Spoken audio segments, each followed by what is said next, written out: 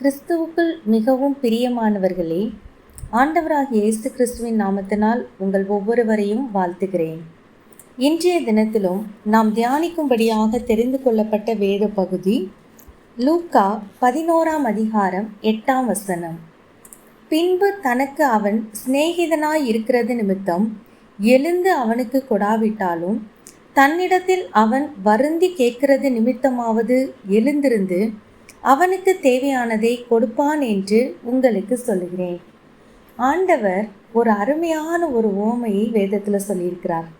அப்போ பார்த்தீங்கன்னா, ஒரு மனிதன் இன்னொரு மனிதனிடத்துல ஒரு உதவியை கேட்டு வருகிறான்.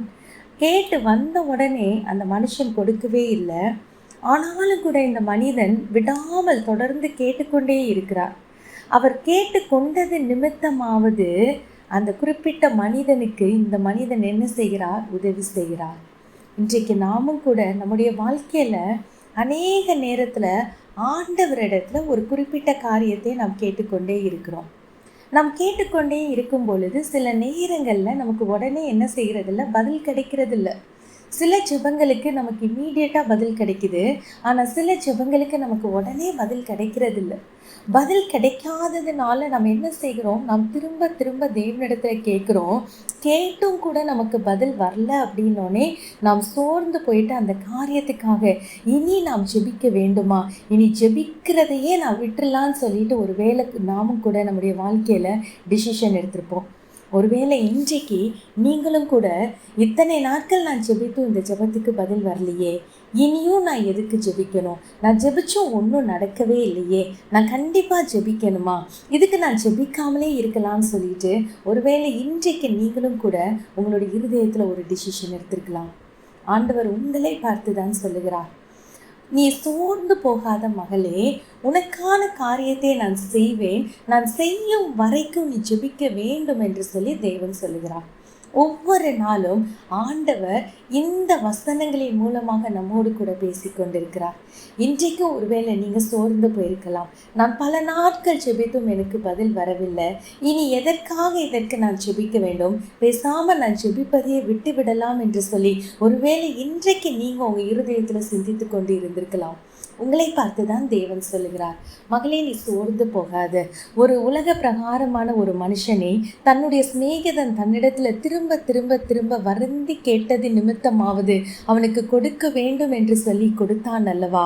நீ என்னிடத்தில் கேட்கிற காரியத்தை நான் உனக்கு கொடுப்பது அதிக நிச்சயம் அல்லவா? எனக்கு தெரியும் உனக்கு எப்போ கொடுக்கணும், எந்த நன்மையை எப்பொழுது செய்தால் அது உனக்கு மிகவும் ஆசீர்வாதமாக இருக்கும் என்பது எனக்கு தான் தெரியும். அதனால தான் இந்த கால தாமதம். நீ இப்பொழுது இந்த நன்மை வேண்டும் என்று சொல்லி என்னிடத்துல கேட்டுக்கொண்டிருக்கிறாய். ஆனால் எனக்கு தெரியும், இப்பொழுது நான் உனக்கு இந்த நன்மையை செய்வதை காட்டிலும் ஒரு குறிப்பிட்ட நேரம் வரும், ஒரு குறிப்பிட்ட காலம் வரும். அந்த காலத்தில் நீ கேட்ட இந்த நன்மையை உனக்கு செய்யும் பொழுது அது இன்னும் உனக்கு ஆசீர்வாதமாய் இருக்கும் என்று சொல்லி நான் அந்த குறிப்பிட்ட நாட்களுக்காக நான் காத்திருக்கிறேன். நான் ஒவ்வொன்றையும் அதினதின் காலத்திலே நேர்த்தியாக செய்கிற கர்த்தராய் இருக்கிறேன். எனக்கு தெரியும் என் மகனுக்கு எப்பொழுது எதை செய்ய வேண்டும், என் மகளுக்கு எப்பொழுது எதை செய்ய வேண்டும். நான் செய்யும் பொழுது அது அவர்களுக்கு ஆசீர்வாதமாக, அவர்களுக்கு நன்மைக்கு ஏதுவாக, அவர்களுக்கு மன மகிழ்ச்சியை கொடுக்கக்கூடிய காரியமாக இருக்கும் என்பது எனக்கு தெரியும். அதற்காக தான் நான் காத்து கொண்டிருக்கிறேன். ஆகவே நீ சோர்ந்து போகாதே. சில நேரத்தில் நீ காத்திருக்க வேண்டும். சில நேரத்தில் நீ காத்திருந்தால் தான் அந்த நன்மையை பெற்றுக்கொள்ள முடியும். சில போராட்டங்கள் உன்னுடைய வாழ்க்கையில் முடிய வேண்டும் என்றால் நீ என்ன செய்யணும்? நீ தொடர்ந்து அந்த போராட்டம் முடிய வேண்டும் என்று சொல்லி நீ ஜெபித்து கொண்டே இருக்கணும். நீ சோர்ந்து போயிட்ட அப்படின்னா அந்த போராட்டத்திலேருந்து உன்னால் ஒரு ஜெயத்தை எடுக்க முடியாது. நம் வேதத்தில் அமலேக்கியர் இஸ்ரவேல் ஜனங்களுக்கு விரோதமாக யுத்தம் செய்கிறதை காண்கிறோம் அல்லவா? அமலேக்கியர் இஸ்ரவேல் ஜனங்களுக்கு விரோதமாக யுத்தம் செய்ய வந்த பொழுது மோசே கர்த்தருடைய சமூகத்தில் தன்னுடைய கரத்தை உயர்த்தி வைத்து கொண்டிருக்கிறார். அவர் கரத்தை உயர்த்தின பொழுதோ அந்த யுத்தத்திலே அவர்களுக்கு ஜெயம் உண்டானது. ஆனால் கரம் வலித்து விட்டது என்று சொல்லி அந்த கரத்தை கீழே இறக்கின பொழுது அந்த யுத்தத்தில் அமலேக்கியர் ஜெயத்தை பெற்றார்கள். மீண்டுமாக மோசே தன்னுடைய கரத்தை உயர்த்தி நிறுத்தின பொழுது இஸ்ரவேல் ஜனங்கள் ஜெயத்தை பெற்றுக்கொண்டார்கள்.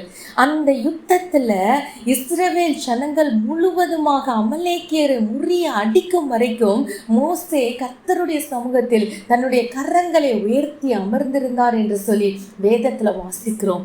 இன்றைக்கு நாமும் கூட நம்முடைய வாழ்க்கையில சில போராட்டங்கள், சில பிரச்சனைகள், சில யுத்தங்களை இன்றைக்கு நீங்களும் நானும் நம்முடைய வாழ்க்கையில சந்தித்து கொண்டிருக்கலாம். இந்த யுத்தங்கள் முடிய வேண்டும் என்றால், இந்த போராட்டம் முடிய வேண்டும் என்றால், இந்த பிரச்சனை முடிய வேண்டும் என்றால், அதற்காக நாம் தேவ சமூகத்தில் அமர்ந்திருந்து அந்த போராட்டம் முடிகிற வரைக்கும் நாம் சோர்ந்து போகாமல் தேவ சமூகத்தில் நாம் அமர்ந்திருந்து ஜெபிக்கும் பொழுது நிச்சயமாகவே இந்த போராட்டத்திலிருந்து ஒரு முடிவு வரும். நிச்சயமாகவே இந்த போராட்டத்திலிருந்து ஒரு விடுதலை வரும். ஆகவே ஒரு நாள் என்ன செய்யக்கூடாது, நாம் ஜெயம் எடுக்கிற வரைக்கும் சோர்ந்து போகக்கூடாது. யுத்தத்தில் நாம் ஜெயத்தை பெற்றுக்கொள்கிற வரைக்கும் நாம் சோர்ந்து போகாமல் தேவ சமூகத்தில் அமர்ந்திருந்து நாம் ஜெபித்தோம் என்றால் நிச்சயமாகவே நமக்கு ஜெயம் உண்டு. நாம் கேட்ட காரியத்துக்கு பதில் வர வரைக்கும் நாம் ஜெபிக்க வேண்டும். ஒரு நாள் ஜெபிச்சேன், 2 நாள் ஜெபிச்சேன், பதில் வரல, இனி நான் எதற்காக ஜெபிக்க வேண்டும்? இத்தனை மாதங்கள் ஜெபித்தேன், இத்தனை மாதங்கள் ஜெபித்தும் பதில் வரவில்லையே, இனி நான் எதற்காக ஜெபிக்க வேண்டும் என்று சொல்லி நாம் சோர்ந்து போய் அதை விட்டு விடக்கூடாது. யுத்தத்துல இறங்கிட்டோம் அப்படின்னா யுத்த களத்துல நாம் நிற்க வேண்டும். நின்றுதான் நாம் ஜெயத்தை எடுக்க வேண்டும். நாம் பின்வாங்கி போயிட்டோம் அப்படின்னா அந்த யுத்தத்துல ஜெயம் எடுக்க முடியாது.